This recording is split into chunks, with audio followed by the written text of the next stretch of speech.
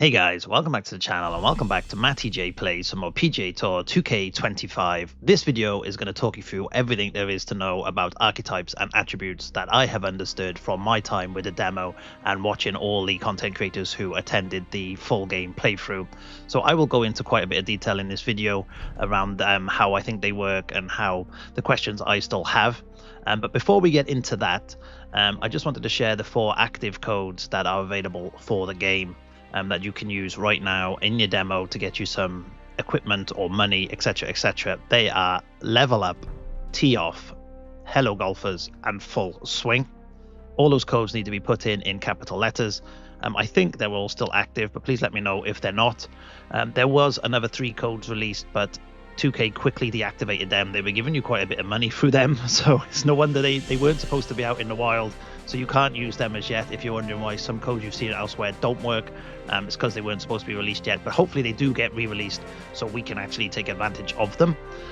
But in the meantime, crack on with those codes on the screen and let's get into this video, which is going to look at archetypes and attributes. I've been doing my lovely spreadsheets and you will see them pop up throughout this video. So if you like a deep dive into numbers and facts and figures, they are all here. So please sit back, enjoy, and if you are enjoying it, please do leave a like. And if you are new here and like the content, please feel free to subscribe and also stay tuned for more 2K25 stuff as and when it arrives and as and when I get an understanding of how everything works. So please enjoy, sit back, and I will catch you all soon. So let's begin with archetypes. This has to be chosen at the start of your My Player creation, and it is a permanent decision for that character throughout the game. Obviously, you can create other My Players, you can have as many as you like, but you cannot change their archetype when you select which archetype you want that character to be. So for your main character, I would suggest doing a bit of research and focusing on this video where I go through all the different types of archetypes, their strengths, their weaknesses, and which ones I think will be suited to which style of play. So there are 5 main archetypes in the game. You have the greenskeeper, the powerhouse, the technician, the sculptor, and the magician, each of which has their own unique style of play at the start, and each of which will open a new shot type up as they reach level 85. That is quite key. So each of these different archetypes, when they reach level 85, open a new skill for you, which is a shot type, and I'll talk about them as we go through them. Once this shot type is open, however, you can then use it with all other level 85 players. So it's important that you remember that. So if there is a specific skill you want to use that the greenskeeper opens, you have to get them to level 85. You have to have your main one at level 85. Then you can use that specific skill. It's also important to note that as you level up and add attribute points, you can improve their weaker skills. So for here, contact is 42. So as you level up your player, you will get attribute points you can add to this. And I will talk about that in a lot more detail a bit later in this video. So let's start by clicking on the greenskeeper. So the greenskeeper is a specialist with putter in hand, and all its strengths, as you can see, lie in putting, but it does start with an okay swing path. You can see that on the screen, 55, contact and correction stats. So it's not a bad start. And the reason I picked out those 3 is, for me, having played this demo a while, they are probably the 3 key skills for me going forward.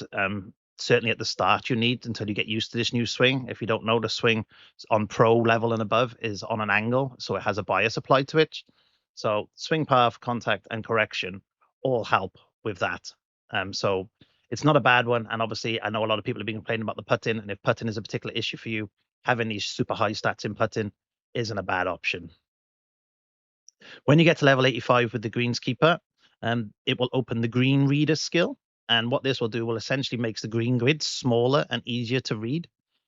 So that's certainly an interesting skill that I will want to unlock, although the greenskeeper is probably the less attractive of the archetypes to me to level up to 85, but I will grind that out at some point.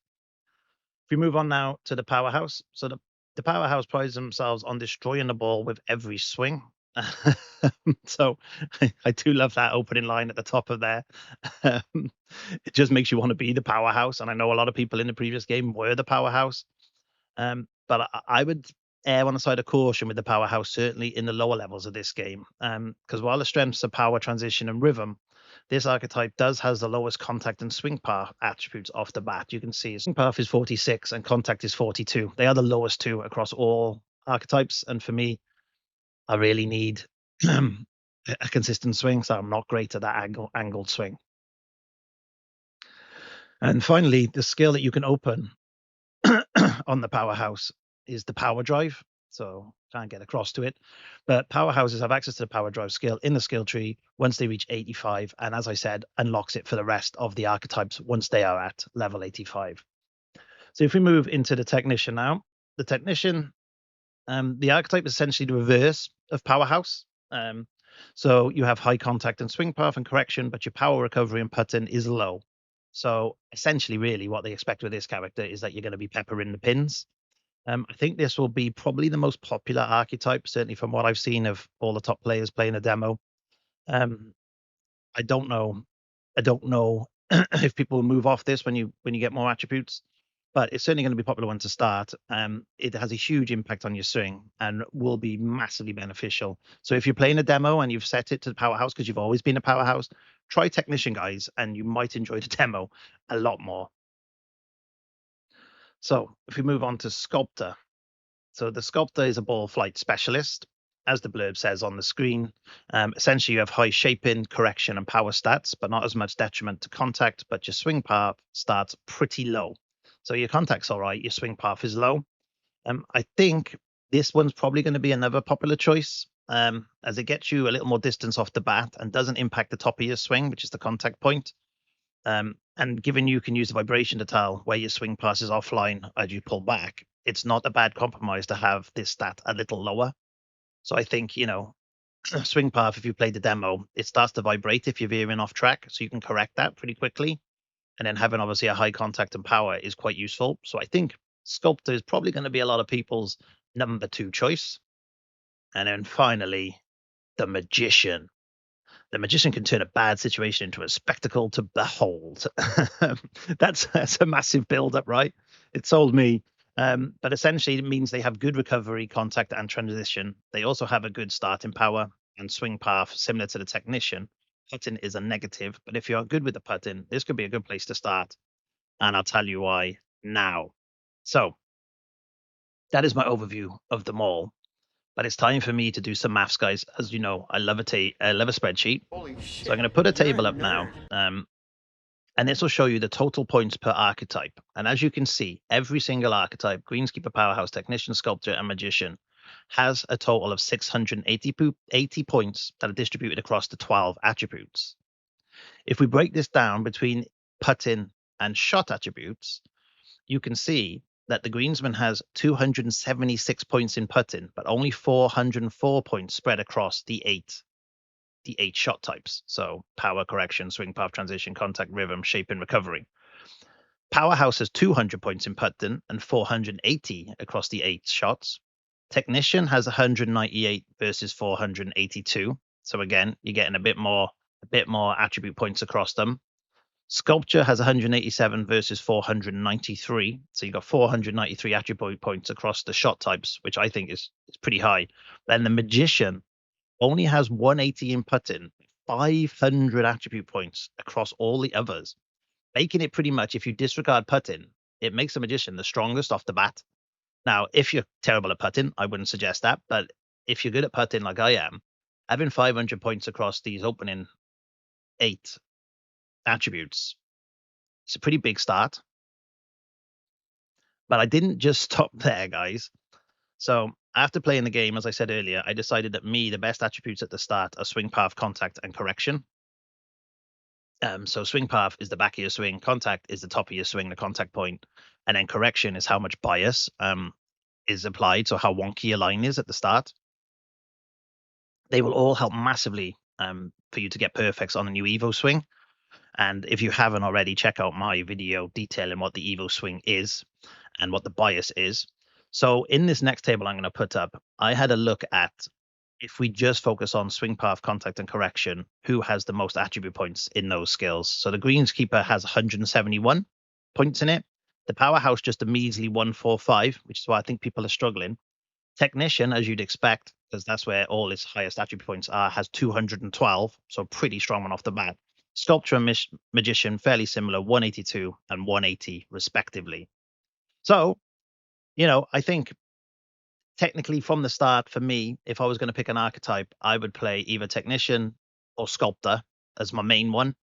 And then I would then pick between powerhouse and greenskeeper, depending on what skill you want to unlock. I want the power drive.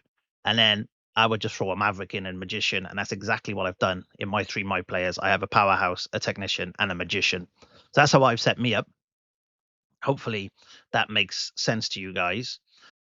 So there you have it. My analysis of the archetypes as they are in a demo. I have looked at the footage of the content creators who got to play the main game, and it would seem that these are the starting setups for the archetypes. So I've checked their characters' stats against the stats on screen.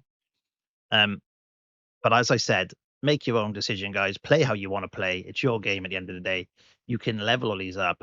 Pick that archetype. It's locked in, but it's all good.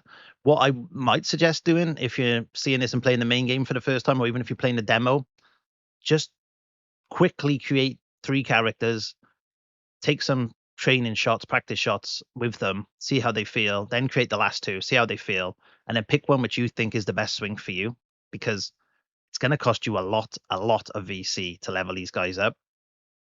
So just do that, have a practice with them before you set up your main character, then go back and you can re-edit all your appearance after. So that's my suggestion.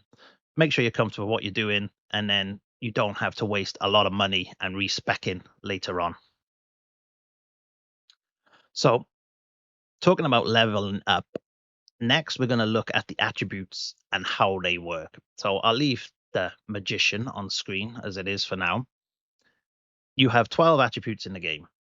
So 1, 2, 3, 4, 5, 6, 7, 8, 9, 10, 11, 12. 4 of these are for putting. So these bottom 4. You had putt path, which is basically essentially your backswing contact point. So similar to swing path. Those two are pretty much corresponding. You have a little white point at the end of your backswing. You have to hit that.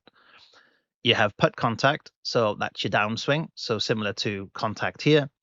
On the putter, you have a contact point at your top of your swing, and it's your downswing contact point. Putt rhythm. So this will add or subtract power depending on your tempo when you swing from backswing to downswing. And putt weight, similar to transition, this determines your ability to hit your desired power. So straightforward enough. Let's get into the 8 shots that are for tee to green. They are power. This determines your maximum carry distance, so how far you can hit the ball along with the trajectory, height, and spin of a shot.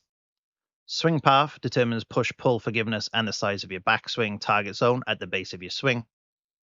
Contact determines hook, slice, forgiveness, and the size of your downswing target zone at the top of your swing.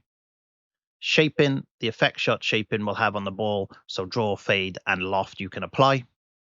Correction, this determines the natural draw, fade, bias severity, as I mentioned. So essentially how diagonal your swing pass is on the higher difficulty settings. It's quite a useful one if you like to try and swing straight. If you like the diagonal, wouldn't worry about it. Transition affects power and determines backswing to downswing forgiveness, or how easy it is to hit your desired power. And rhythm, this is the time and forgiveness from transition to contact that will modify your swing power percentage if you don't have it perfect. And finally, recovery. So this determines the ability to hit out of a poor lie and the scale of the lie range. Now, I got interesting thoughts on recovery because at the higher level difficulties, they kind of turn off the percentage of your lie range. So if that's turned off, then what's the point of having stats in recovery? Because it narrows that percentage down. It does give you a better chance of coming out of the rough. So you might have an 80% chance as opposed to 70% chance, but the range you can't see. So I'll play with it a bit more in the game and let you know how I get on in terms of skills and stats with these things. But every archetype, as we have seen, will start with a distribution of points totaling 680 across all these attributes. Then as you level up in the game, so this character here will start as OVR 65. Every time you go up for a level, you get more attribute points to spend on your character. And you can put them on anything you want. So if I start on my technician, I got power of 42. I might put all my early attributes into power just to get me up a bit. So you can put them on what you want. So you got options here. You can double down on power. You can bring your shot shaping up, investing in putting. It's all up to you. So you get them. You get to put them on. They do come at a cost. Every attribute point you put on is 125 VC. That won't change. So hopefully they give us quite a lot of dollar. And we'll come on to that in a bit because I think it's going to be quite costly to get your archetype up to level 85 and then to 99. However, the attributes are linked in pairs to each other. So as you can see on screen, power is linked to contact, swing path to correction, shaping to recovery, rhythm to transition, putt weight to putt contact, and putt rhythm to putt path. So as you increase one, the maximum you can level up the corresponding attribute will decrease. So if I show you here, if I put my power up, it took some time, this corresponding one will go down.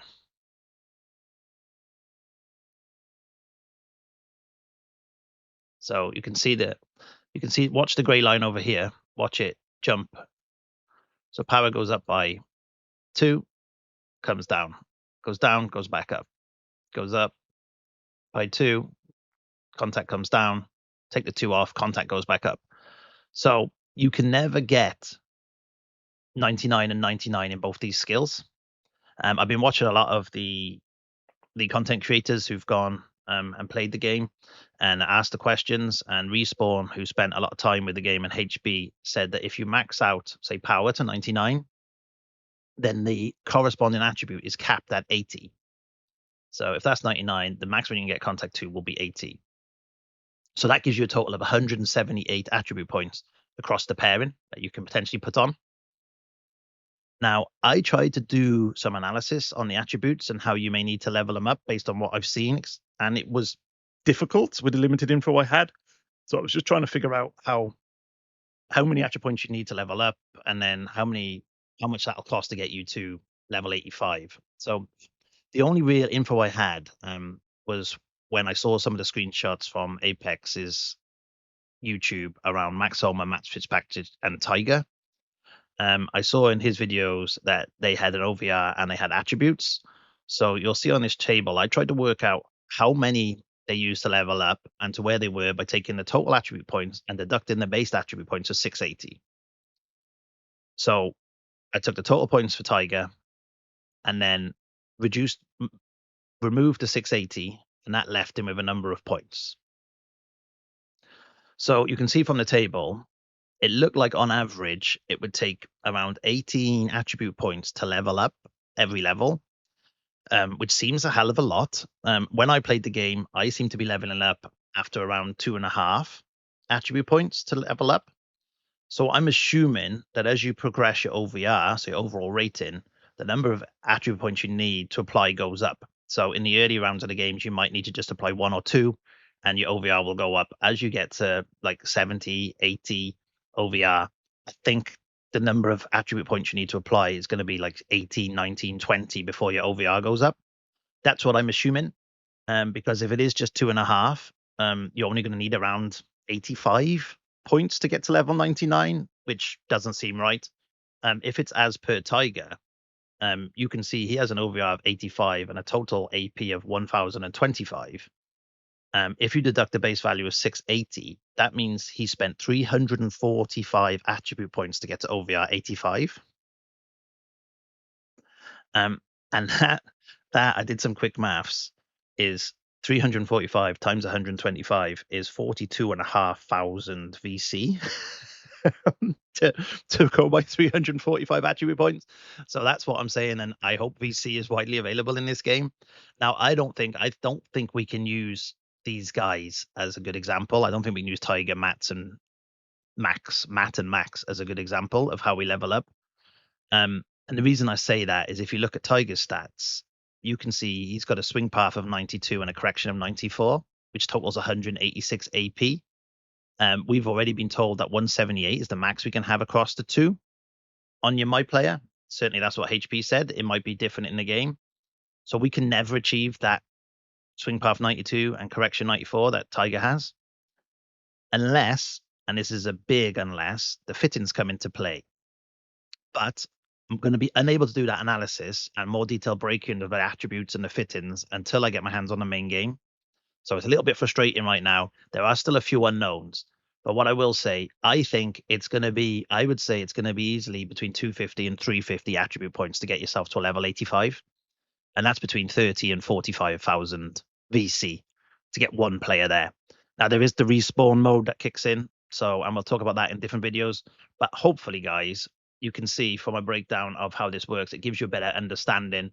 When you're increasing attributes, you're decreasing the total amount you can put in a corresponding attribute. You're going to get attribute points as you level up. Your OVR will increase as you apply those attribute points. The number of which to get to 85 is still undetermined. I will know the exact number when I get to the main game. But that is it for today. If you've enjoyed the content, please, guys, do leave a like. The channel is blowing up of late, so I do appreciate all your support. And if you're new here, feel free to subscribe. And I will bring you everything I know about 2K25, all the facts and figures as I get to them. I will do all my spreadsheets and my detailed breakdown for you guys. So stay tuned. Peace out, and I'll catch you all soon.